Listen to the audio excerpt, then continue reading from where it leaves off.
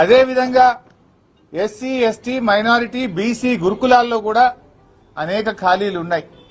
గురుకులాల్లో ఉన్న ఉపాధ్యాయ ఉద్యోగాలకు నియామకానికి కూడా తక్షణమే నోటిఫికేషన్ విడుదల చేయాలని చెప్పి కూడా డిమాండ్ చేస్తా ఉన్నాం.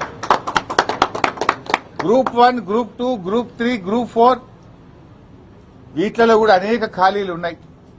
ఆ ఖాళీలను నోటిఫై చేసి అన్ని గ్రూప్ నోటిఫికేషన్స్ కూడా వెంటనే విడుదల చేయాలని చెప్పి కూడా డిమాండ్ చేస్తా ఉన్నాం. మేమెక్కడో మాట్లాడతలేం. నిరుద్యోగుల మధ్య నిరుద్యోగులు ఆహ్వానిస్తే వాళ్ళ దగ్గరికి వచ్చి వాళ్ళ సమక్షంలో మాట్లాడుతున్నాం. నువ్వు అసెంబ్లీలో కూర్చొని పిల్లలు నోటిఫికేషన్లు వద్దంటున్నారు, మాకు జాబ్ నోటిఫికేషన్లు వద్దని ధర్నాలు చేస్తుండని డ్రామాలు బంద్ చేయి. పిల్లలే అడుగుతున్నారు నోటిఫికేషన్ కావాలని. ఆ పిల్లలు నా దృష్టికి తెస్తే పిల్లల పక్షాన నిరుద్యోగుల పక్షాన నిన్ను ప్రశ్నిస్తా ఉన్నా. చిల్లర మాటలు కాదు కావాల్సింది, జాబ్ నోటిఫికేషన్లు కావాలి. ఏమైంది నీ జాబ్ క్యాలెండర్? అసెంబ్లీలో జాబ్ క్యాలెండర్ గా విడుదల చేసినావు, అది చిత్తుగాయిదం అయిపోయింది. నీ జాబ్ క్యాలెండర్ లో ఒక్క నోటిఫికేషన్ వచ్చిందా? నీ జాబ్ క్యాలెండర్ లో చెప్పిన ప్రకారంగా ఏ డేట్ కైనా నీ జాబ్ క్యాలెండర్ విడుదల చేసిన తర్వాత ఒక్క నోటిఫికేషన్ రాలేదు. నీ జాబ్ క్యాలెండర్ జాబ్లెస్ క్యాలెండర్ అయిపోయింది. స్క్రాప్ చిత్తుగాయిదం అయిపోయింది నీ జాబ్ క్యాలెండర్. నీ మాటలు బోగస్, నీ చేతలు బోగస్, అంతా బోగస్ అయిపోయింది కాంగ్రెస్ ప్రభుత్వం. నిరుద్యోగ భృతి ఒక దగ, ఆడపిల్లలకు స్కూటీలు ఒక దగ, విద్యార్థులకు ఉద్యోగులకు నోటిఫికేషన్లు జాబ్ నోటిఫికేషన్లు ఒక దగ, ఫీజు రియంబర్స్మెంట్ ఉన్న పథకాన్ని ఎత్తిపడేసినావు నువ్వు. ఇవాళ చదువుకునే పిల్లలకు ఫీజు రియంబర్స్మెంట్ లేకుండా విద్యకు కూడా పిల్లల్ని దూరం చేస్తా ఉన్నావు.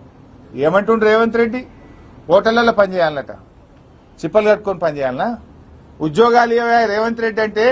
ఉద్యోగాలు లేవు, ఐటీ పోతుంది, ఏఐ వచ్చింది, హోటళ్లలో పనిచేయండి అంటుండ్రు. అంటే ఏమడుగుతున్నావు? బోలు కట్టుకోమంటున్నావా? హోటళ్లలో సర్వీస్ చేయమంటున్నావా? మా పిల్లలు పీజీలు చేసింది, గ్రాడ్యుయేట్లు అయింది, డాక్టరేట్లు పొందింది, బీఈడీలు చదివింది, హోటళ్లలో పనిచేయడానికి రేవంత్ రెడ్డి? ఇలా నిరుద్యోగుల్ని అవమానపరుస్తున్నావు నువ్వు. 2 లక్షల ఉద్యోగాలు ఇస్తాన నువ్వు హోటళ్లలో పనిచేసుకోండి, ప్రైవేట్ లో పనిచేసుకోండి అని ఇవాళ నిరుద్యోగ యువతను అవమానపరిచే విధంగా రేవంత్ రెడ్డి గారు మాట్లాడుతా ఉన్నారు. నువ్వు ఇచ్చిన మాటకు నిలబట్టవా? లేదా ఏ యువతనైతే నీకోసం పనిచేసిందో ఆ యువత తిరగబడుతుంది, జాగ్రత్త అని హెచ్చరిస్తా ఉన్నాం. ఏ నిరుద్యోగులైతే నీ కాంగ్రెస్ పార్టీకి పనిచేసిండ్రో రేపు ఆ నిరుద్యోగులే నీ కాంగ్రెస్ పార్టీకి మరణ శాసనం రాస్తారు, జాగ్రత్త అని చెప్పి హెచ్చరిస్తా ఉన్నాం. అయ్యా భట్టి గారు, నువ్వే ఇచ్చినావు అసెంబ్లీలో జాబ్ క్యాలెండర్. మరి నీ జాబ్ క్యాలెండర్కి ఏమైనా ఉన్నదా? అసెంబ్లీలో చెప్పిన మాటకి ఏమైనా విలువ ఉన్నదా? ఎందుకు నోటిఫికేషన్లు ఆలస్యం చేస్తా ఉన్నారు? What is the reason?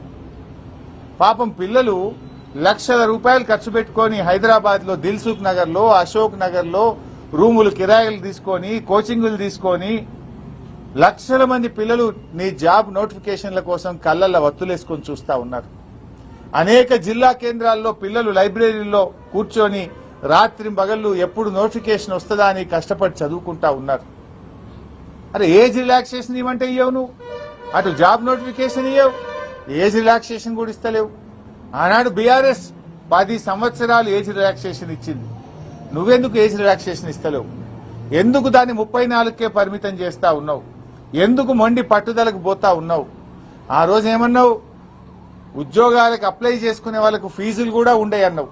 మళ్ళీ ఫీజులు పెడుతుండే, ఇప్పుడు ఫీజులు ఉండయి, ఫ్రీగా అప్లై చేసుకోవచ్చు అని మాట్లాడినావు.